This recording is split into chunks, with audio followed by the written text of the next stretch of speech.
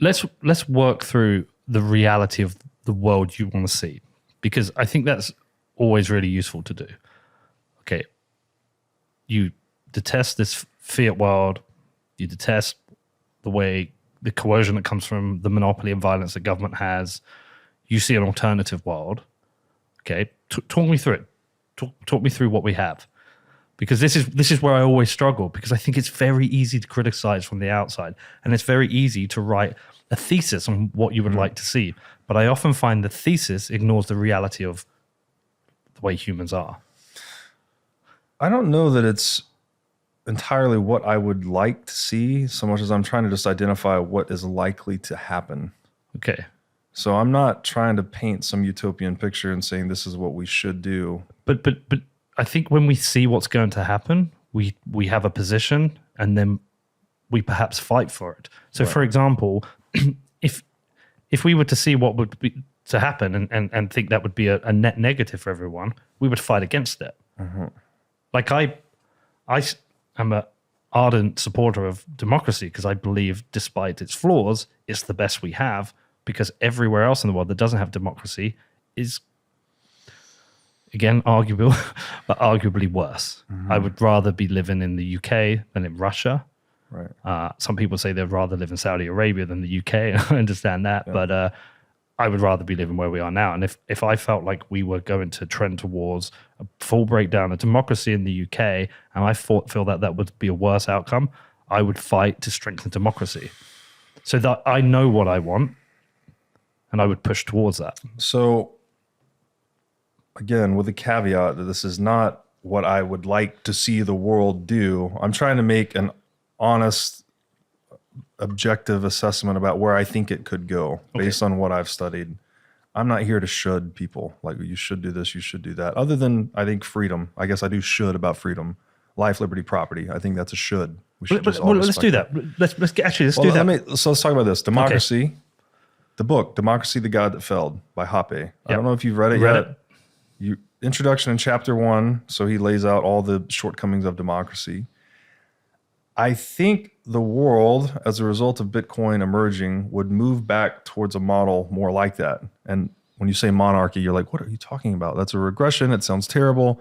I encourage people, just go read Introduction in chapter 1 to this book, where you have smaller economic enclaves and local monopolists on violence that preserve private property rights, physical private property rights, for a fee, right? Well, but sorry, what's the closest we have to that? Would you say Saudi Arabia is essentially a monarchy? I don't think we have anything like that in the world today, because it's all fiat. Where is fiat not in the world today? Where is sound money?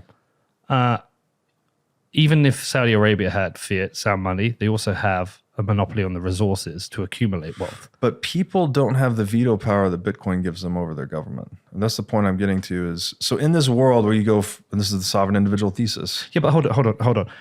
Having sovereignty over your money does not mean there aren't individuals who can monopolize the accumulation of wealth and as such, then oppress groups. It does prevent the monopolization of the accumulation of wealth to a large extent, I think. How? Because you would be trading Bitcoin for goods and services, and if you have a monopoly over the natural resources of a large territory, you can monopolize the accumulation of wealth. Yeah, and so with wealth comes power. If an individual can't make money in a certain regime and they have access to Bitcoin, they leave the regime. They go somewhere where they can make money. But so it puts a check on government, right? That's a reduction to the tax base for Saudi Arabia. So all of a sudden they have an incentive to start treating their citizens better. But hold on, do they even have tax in Saudi Arabia? I don't know. I'll have a look. I know certainly people go to Dubai because it's tax free. I'm pretty sure because they accumulate so much wealth from the natural resources. No income tax. Yeah, no income tax. So again, I'm not talking about anything in fiat world today. Okay. I'm talking about a world where Bitcoin is money. Yeah. Right. All of the property rights would need to be enforced by some physical provider. I think that results in much smaller scale and scope of government. Government shrinks tremendously. Violence as a whole actually would be less of a thing you need to insure against for all the reasons we've talked about. It still exists, right? They can still come and take your house and car and all that. But I think it becomes a localized protection service versus this 330 million person nation state we have today. And it's all about customer optionality in the end, right? If you have the ability to convert your wealth into something and go elsewhere, and it's an option that no one can suspend or stop, then that forces you to deal with your customers more honestly. Like, this is the nature of free market capitalism, right? This is what competition is. Competition is this discovery process. Like, what do people want? Let me give it to them at a price, at a competitive price. And competition keeps you honest. If some other entrant can come into the market and introduce a service better, faster, or cheaper than you, then you're out of business. But the problem with government, it's been this paradox that we need to outsource the integrity of our property rights to something that it has to be preserved. But then that very institution preys on the property rights it's charged to preserve to fund itself. I mean, it doesn't work, right? And we've seen, you know it empirically looking across history, no state ever works. It either gets conquered or it fails. Why? Why can't we figure out a sustainable way to organize ourselves? The thing is, and this is hard to talk about because we live in it. It's everywhere. Fiat statism is ubiquitous. It's all around us. What I'm talking about is something hypothetical, right? It's something I think we can evolve towards. And that's the vision I guess I'm trying to lay out. It's like a non-coercive global society. You will still have coercion in that Less society. coercive. When I say non-coercive, I'm speaking idealistically. I don't think coercion completely goes away, but you tweak the incentives, you tweak the outcomes. I just don't think you escape the concentrations of wealth, and with the concentrations of wealth comes concentrations of power, and those people will continue to coerce to accumulate more wealth and more power. I think I think one of the things is you miss out the human component of greed and violence. Use this imaginary construction, which is something that Mises uses a lot in Human Action. Okay. Imaginary world, everyone's invulnerable, and you can't steal from each other. What would we do to increase wealth in that world? You can't hurt me, you can't steal my stuff. You would invent things and build things and trade. Exactly.